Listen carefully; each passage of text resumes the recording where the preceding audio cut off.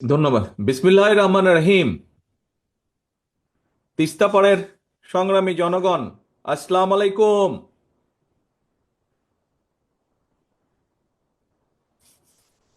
আজকে সারা বিশ্ব, পৃথিবীর সব মানুষ আজকে দেখে রাখুক, আজকে জেনে রাখুক যে উত্তরাঞ্চলের এই যে লাখো কোটি মানুষ তিস্তা নদীর পানির ন্যায্য হিস্সা থেকে আজকে বঞ্চিত, এবং এই জন্য এই কারণে মানুষগুলা আজ এখানে অধিকার, যে মানুষের যে পানির অধিকার, এই অধিকার আদায়ের দাবিতে এইসব মানুষরা আজকে জাগো বাহে তিস্তা বাঁচাও স্লোগানে গত 2 দিন ধরে আপনারা সকলে এখানে তিস্তা পাড়ে সমবেত হয়েছেন।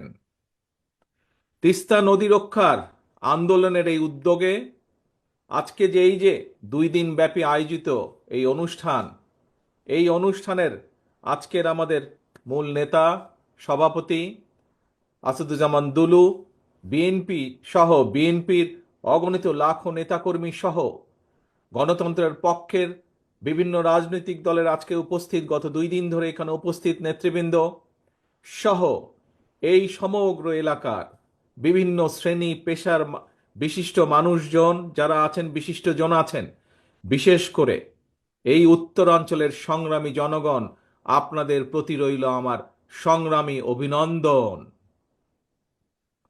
প্রিয় ভাইরা, উত্তরাঞ্চলের পানির এই ন্যায্য হিস্যা বঞ্চিত মানুষেরা আজকে সারা বিশ্বকে জানিয়ে দিতে চায় যে ভারতের সঙ্গে বাংলাদেশে 54টি যে অভিন্ন নদী, এই নদীর পানির ন্যায্য হিস্যা প্রাপ্তি এটা কোনো কারো করুণার বিষয় নয়। এটা আন্তর্জাতিক আইন অনুযায়ী এটি বাংলাদেশের প্রাপ্য, এটি বাংলাদেশের মানুষের প্রাপ্য। অথচ আমরা কি দেখছি? আন্তর্জাতিক নদী আইন, তিস্তা নদীর পানির ন্যায্য পাওনা আদায়ের জন্য আজকে আমাদেরকে আন্দোলন করতে হচ্ছে। বাংলাদেশের মানুষকে তথা উত্তরাঞ্চলের মানুষকে আজ আন্দোলন করতে হচ্ছে। এই পানি বন্টন নিয়ে আমাদের প্রতিবেশী দেশ বাংলাদেশের মানুষের সাথে অপ্রতিবেশীমূলক আচরণ করেই চলেছে। আপনাদের সকলের জানা আছে, আজকে প্রায় 50 বছর হলো ফারাক্কার অভিশাপ থেকে বাংলাদেশ মুক্তি পায় নাই। এখন আবার তিস্তা বাংলাদেশের জন্য আরেকটা অভিশাপ হিসাবে দেখা দিয়েছে। সব আন্তর্জাতিক আইন লঙ্ঘন করে আমাদের প্রতিবেশী উজানের গজলডোবায় একটা বাঁধ নির্মাণ করেছে, করে তিস্তার এই স্বাভাবিক পানি প্রবাহকে তারা নিয়ন্ত্রণ করে চলেছে। তাদের এই অপ্রতিবেশীমূলক আচরণের কারণে আজকে উত্তরাঞ্চলের লাখো কোটি জনগণ বন্যায়, খরায় দুর্বিষহ জীবন পার করছে। পানির অভাবে তিস্তার বুকে আজকে ধু ধু বালুচর। একদিকে পানির অভাবে নষ্ট হচ্ছে হাজার হাজার কোটি টাকার ফসল, আবার কখনো হঠাৎ করেই, এই দেখেন 2 দিন আগে যেমন হয়েছে, হঠাৎ করেই উজান থেকে ছেড়ে দিচ্ছে পানি, আর সেই পানির কারণে বন্যায় ভাসিয়ে দিচ্ছে সাধারণ মানুষের ঘর বাড়ি, কৃষকের আবাদি ফসল ভাসিয়ে দিচ্ছে। প্রত্যেক বছর এই বন্যার কারণে বলা যায় প্রায় সময় বন্যার কারণে, এমনকি কোনো কোনো সময় বছরে 3বারও বন্যা হয়েছে এই অঞ্চলে। আর এই বন্যার জন্য প্রতি বছর তো ভাঙন তো আছেই, নদীর ভাঙন, শস্যেরও যে আর্থিক ক্ষতি হচ্ছে, প্রায় লক্ষ কোটি টাকার আর্থিক ফসলের ক্ষতি হয়। প্রিয় সংগ্রামী ভাই বোনেরা, এই যে 5ই আগস্ট চলে গেল, এই 5ই আগস্টে আমরা দেখি যে একজন পালিয়ে গিয়েছে এই দেশ থেকে, একটা খুনি এই দেশ থেকে পালিয়ে গেছে, স্বৈরাচার এই দেশ থেকে পালিয়ে গিয়েছে। এই স্বৈরাচার একটা কথা বলেছিল একবার, নিশ্চয়ই আপনাদের সকলের মনে আছে। কি সেই কথাটা? স্বৈরাচার বলেছিল, ভারতকে যা দিয়েছি সেটি তারা সারা জীবন মনে রাখবে। প্রিয় ভাই বোনেরা, এই ভারত শুধু পলাতক স্বৈরাচারকেই মনে রেখেছে, বাংলাদেশের জনগণকে তারা মনে রাখেনি। সেই জন্যই পানির যে ন্যায্য হিস্যা বঞ্চিত তিস্তাপাড়ের বিক্ষুব্ধ জনগণের মনে প্রশ্ন, পলাতক স্বৈরাচারকে ভারত যা দিয়েছে, বা পলাতক স্বৈরাচার ভারতকে যা দিয়েছে, সেই পলাতক স্বৈরাচারকে আশ্রয় দেওয়া ছাড়া ভারত কি বাংলাদেশকে আর কিছু দিয়েছে? কিচ্ছু দেয় নাই। সারা বিশ্ব জুড়ে, প্রিয় ভাই বোনেরা, সারা বিশ্ব জুড়েই কিন্তু সব প্রতিবেশী রাষ্ট্রের মধ্যেই সমস্যা সমাধান কিংবা পারস্পরিক স্বার্থ জড়িত থাকে। নিজ নিজ দেশের স্বার্থ রক্ষা করে প্রত্যেকটি দেশই কিন্তু সমস্যার সমাধানগুলো করে, সমস্যাগুলো নিরসন করে। আমরা সবাই জানি এটি হচ্ছে কূটনৈতিক রীতি। কিন্তু এই যে খুনি স্বৈরাচার পালিয়ে গিয়েছে যে 5ই আগস্ট, আমরা দেখেছি জোর করে অবৈধভাবে ক্ষমতা দখল করে রাখতে গিয়ে নিজেকে সে তাদের সেবা দাসীতে পরিণত করেছিল। বাংলাদেশ ভারত যৌথ নদী কমিশন এবং জাতীয় নদী রক্ষা কমিশন পর্যন্ত সম্পূর্ণ অকার্যকর রেখেছিল। সারা দেশের মানুষ জানে এখনো ভারতের সঙ্গে বাংলাদেশের বিরাজমান ফারাক্কার সমস্যার সমাধান হয়নি। জনগণের, উত্তর অঞ্চলের বিশেষ করে জনগণের বহুল প্রত্যাশিত তিস্তা চুক্তিও হয় নাই। অথচ সকল আন্তর্জাতিক রীতিনীতি ভঙ্গ করে এই পলাতক স্বৈরাচার, এই খুনি স্বৈরাচার প্রতিবেশী দেশকে ট্রানজিট শিপমেন্টের বন্দর ব্যবহারের একতরফা সুবিধা দিয়ে গেছে। এইসব চুক্তিতে মিনিমাম ন্যায্যতা পর্যন্ত রক্ষা করা হয় নাই। প্রিয় ভাই বোনেরা, বাংলাদেশের মানুষ মনে করে প্রতিবেশী দেশের সঙ্গে প্রয়োজনে সকল অসম, অন্যায্য এবং একতরফা যে সকল চুক্তি, এগুলো পুনর্মূল্যায়ন কিংবা পুনর্বিবেচনা করা দরকার। প্রিয় ভাই বোনেরা, সবার সঙ্গে বন্ধুত্ব, কারো সঙ্গেই বৈরত নয়। আমাদের পররাষ্ট্রনীতির এটি হচ্ছে মূল স্লোগান বা মূল নীতি। কিন্তু সময়ের প্রয়োজনে হয়তো এই স্লোগানটি বা এই নীতিটি পুনর্বিবেচনা করা দরকার। বর্তমান বিশ্বে স্থায়ী শত্রু, স্থায়ী মিত্র বলে কিছু নেই, বরং একটা দেশের সঙ্গে অপর দেশের সম্পর্ক হবে পারস্পরিক স্বার্থ রক্ষা, ন্যায্যতা এবং প্রয়োজনের ভিত্তিতে। সুতরাং সম্পর্ক রক্ষা করার ক্ষেত্রে নিজ দেশের এবং জনগণের স্বার্থ রক্ষাই হতে হবে প্রথম এবং প্রধান অগ্রাধিকার। এ কারণেই বিএনপির স্লোগান সবার আগে বাংলাদেশ। বন্ধুত্বের দোহাই দিয়ে বাংলাদেশের জনগণ আর কাঁটাতারের বেড়ায় ফেলানির ঝুলন্ত লাশ দেখতে চায় না। সীমান্তে নিরীহ বাংলাদেশিদের রক্তাক্ত মরদেহ আর বাংলাদেশের মানুষ দেখতে চায় না। প্রিয় দেশবাসী, প্রিয় তিস্তা পাড়ের ভাই বোনেরা,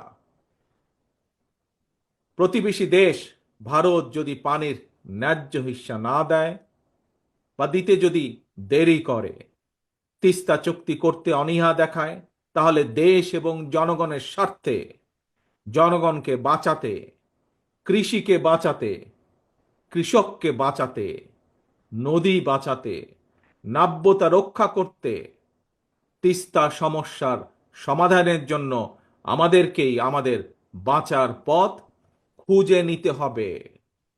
দেশীয় এবং আন্তর্জাতিকভাবে সকল সম্ভাব্য বিকল্পকে কাজে লাগাতে হবে। এবং এ কারণেই আমরা মনে করি পানির ন্যায্য হিস্সা আদায় করতে জাতিসংঘ সহ সংশ্লিষ্ট সকল আন্তর্জাতিক ফোরামে জোরালোভাবে বাংলাদেশের দাবি তুলে ধরতে হবে।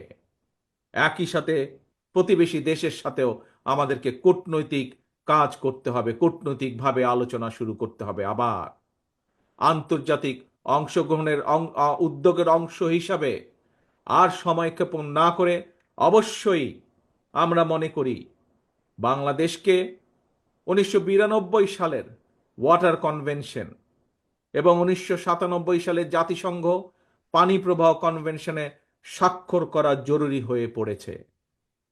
প্রিয় ভাই বোনেরা, আন্তর্জাতিক উদ্যোগের পাশাপাশি বিশেষ করে উত্তরাঞ্চলকে মরুকরণ থেকে বাঁচাতে তিস্তা মহাপরিকল্পনা বাস্তবায়নের কোনোই বিকল্প নেই। আপনাদের প্রিয় দল বাংলাদেশ জাতীয়তাবাদী দল রাষ্ট্র জনগণের সমর্থনে আল্লাহর রহমতে রাষ্ট্র পরিচালনার দায়িত্ব পেলে আগামী দিনে অবশ্যই আমরা অগ্রাধিকার ভিত্তিতে তিস্তা মহাপরিকল্পনা বাস্তবায়নের সব রকম উদ্যোগ আমরা ইনশাল্লাহ গ্রহণ করব।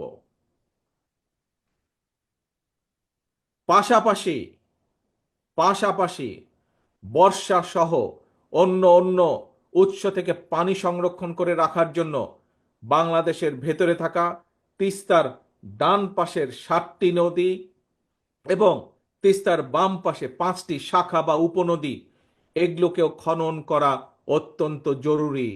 এগুলোকেও খনন করতে হবে আমাদের।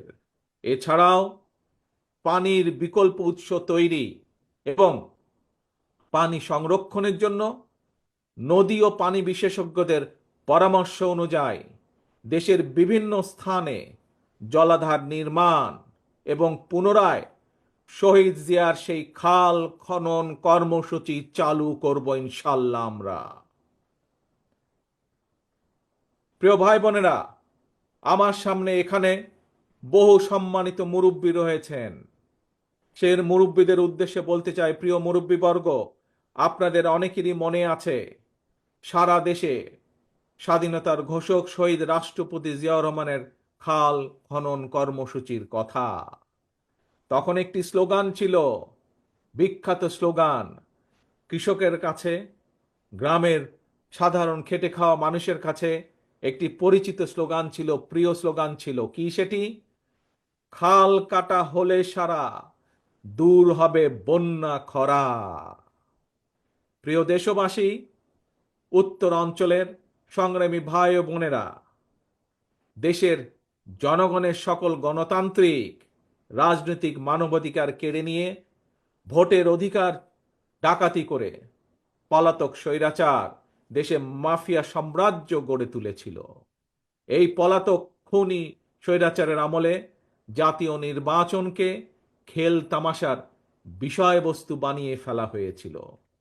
জনগণকে বিগত 15টি বছর ভোট দিয়ে সংসদ সরকার অর্থাৎ জনগণের নিজের সরকার প্রতিষ্ঠা করার কোনোই সুযোগ দেওয়া হয় নাই। ছাত্র জনতার গণ অভ্যুত্থানে গত 5ই আগস্ট এই মাফিয়া, এই খুনি স্বৈরাচার পালিয়ে যাওয়ার পর থেকে জনগণের অধিকার পুনঃপ্রতিষ্ঠার সুযোগ এবং সম্ভাবনা আবার তৈরি হয়েছে। ভোটের অধিকার প্রয়োগ করে জনগণের কাছে দায়বদ্ধ একটি গণতান্ত্রিক সরকার প্রতিষ্ঠার সুযোগ।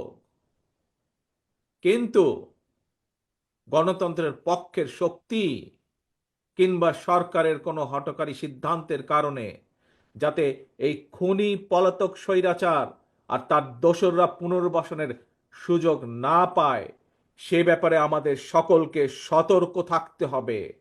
সে ব্যাপারে আমাদের সকলকে ঐক্যবদ্ধ থাকতে হবে অতীতের মতন। গণতান্ত্রিক দলগুলোর পক্ষ থেকে জাতীয় নির্বাচনের কথা শুনলেই অন্তর্বর্তীকালীন সরকারের কেউ বিচলিত হয়ে ওঠেন। প্রিয় দেশবাসী, প্রিয় ভাই বোনেরা, আমাদের অবশ্যই মনে রাখা প্রয়োজন, জাতীয় নির্বাচন নিয়ে এক এক উপদেষ্টা এক এক রকমের বক্তব্য এই খুনি মাফিয়া চক্রের সামনে বিশৃঙ্খলা সৃষ্টির পথ সুগম করে দেয়। এই জন্যই বিএনপি বারবার এই অন্তর্বর্তীকালীন সরকারের প্রতি তাদের কর্মপরিকল্পনার রোডম্যাপ ঘোষণা করার আহ্বান জানিয়েছে, প্রতিবার আহ্বান জানিয়েছে। তিস্তা তীরের প্রিয় ভাই বোনেরা, 2 দিন ধরে আপনারা আপনাদের দাবি নিয়ে তিস্তা পারের 11টি পয়েন্টে আপনারা কর্মসূচি পালন করেছেন। আপনাদের এই আন্দোলন অবশ্যই ইনশাল্লাহ বৃথা যাবে না। আপনাদের এই আন্দোলনে তিস্তা মহাপরিকল্পনা বাস্তবায়ন ত্বরান্বিত হবে ইনশাল্লাহ। জনগণের ভোটে বিএনপি রাষ্ট্র পরিচালনার দায়িত্ব পেলে অবশ্যই আমরা সকলকে সাথে নিয়ে তিস্তার সমস্যার সমাধান করব। তবে তবে এই যে একটু আগে যতগুলো কথা বললাম যে কিভাবে আমরা কি কি উপায় কি করব তিস্তার পাড়ের মানুষের সমস্যার সমাধানের জন্য, কিভাবে তিস্তা মহাপরিকল্পনা যে বাস্তবায়ন করব বা বাস্তবায়ন করার যে অঙ্গীকার করেছি, এই কাজ যদি আমাদেরকে করতে হয় তবে আপনাদেরকে একটি দায়িত্ব পালন করতে হবে, আপনাদেরকে একটি কাজ করতে হবে। সেজন্য আগামী জাতীয় নির্বাচনে আপনাদেরকে আপনাদের প্রিয় দল বিএনপির পাশে থাকতে হবে। বিএনপির দরকার আপনাদের সমর্থন।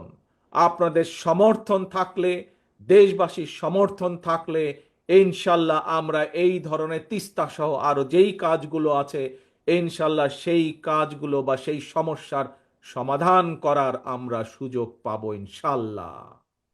প্রিয় ভাই বোনেরা, ইনশাল্লাহ ভবিষ্যতে তিস্তা পারে নয়, দেখা হবে আপনার গ্রামে, আর দেখা হবে আপনার ঘরে।